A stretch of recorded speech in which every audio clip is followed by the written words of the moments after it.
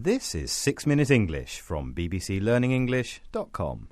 Hello, I'm Dan Walker-Smith, and this is 6 Minute English from the BBC. Today I'm joined by Kate. Hi, Kate. Hi, Dan. Now, Kate, today we're talking about credit cards. So could you please tell me what those are?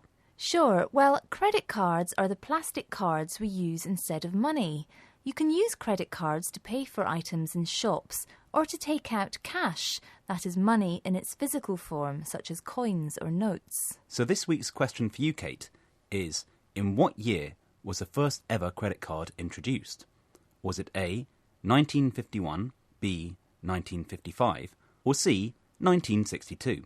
That's an interesting question. I had no idea they even went back as far as 1962. I thought they were much more recent than that.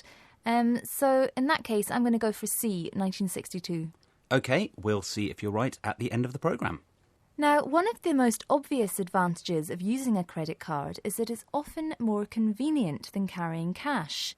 If something's convenient, it means that it's easier generally or more suitable. As you're not using actual money, some people say that credit cards can encourage you to spend more than you can really afford, and you could fall into debt. Could you explain what this means, Kate? Of course. Well, the word debt, spelt D-E-B-T, is when you owe money to someone else. And unfortunately, credit cards often mean that people build up an awful lot of debt, so they're often not a terribly good idea. Have you ever had a credit card, Dan? I have what they call a debit card, so I never accumulate money. I just pay off what I already have, and I'm never in debt to anyone. Well, that's very sensible. I think sometimes credit cards can be a very good idea if you're travelling or if you're abroad and you're a bit worried about not being able to get money out of the cash machine. But then, unfortunately, by the time you get back to your own country, you've run up lots of debt on your credit cards, which you have to pay off. That's the thing. They're good for emergencies, but maybe you don't want to use them for everyday life. OK, so let's have a listen to the British journalist Mark Flint as he explains why credit cards became so popular. You'll hear the expression that credit cards were catching on. To catch on in this context means to become popular. And listen out for the word convenience, which means that people found the cards convenient. As we heard before, if something's convenient, it can save you time and effort. So if credit cards were popular with bank customers because of their convenience, why were they so popular with the banks? By the early 70s, the credit card was catching on quickly. Consumers liked the convenience and banks liked the profits. Aha, so while the customers liked the convenience of a bank card, the banks liked the profit, unsurprisingly. The profit is the amount of money that they were making. Banks make profit from credit cards by charging interest each month on the unpaid debts. And the word interest here is the term we use for a fixed fee that you pay when you borrow money. It's usually a percentage of the total amount. And debt, remember, is when you owe someone money. OK, so let's have a listen to the next extract. The speaker talks about cash machines. These are machines where you can take out money or cash using your credit card. They're also called ATMs, which stands for Automated Teller Machine. Can you tell me when the world's first cash machine was installed? People were slowly getting used to plastic money, which would eventually be crucial to another banking revolution, cash machines. The world's first ATM was installed in a Barclays branch in London in 1967, but it was quite a complex transaction. Right, so the first ATM in the world was installed in 1967. It was opened at a branch of Barclays Bank in London.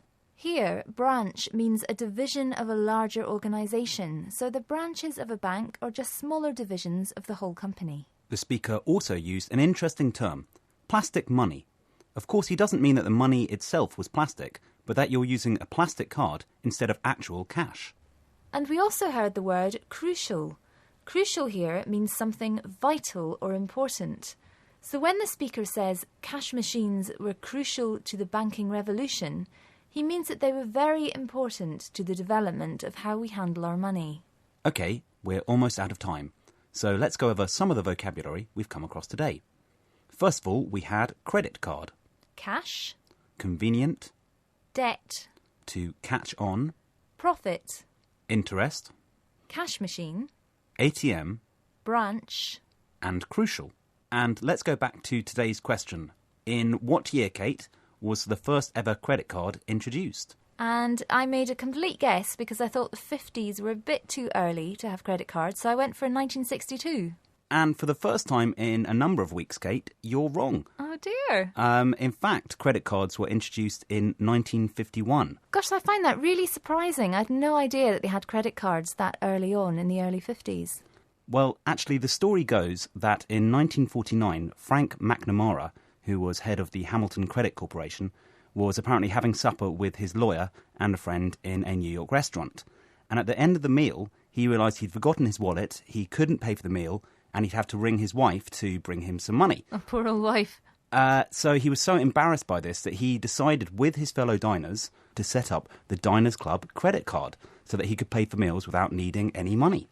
Ah, so that was the first credit card. Well, if the story's true, I'm not entirely certain whether there's any truth to it entirely, but it's a nice story. It is a nice story, and it's interesting just to see how the idea of the credit card first emerged.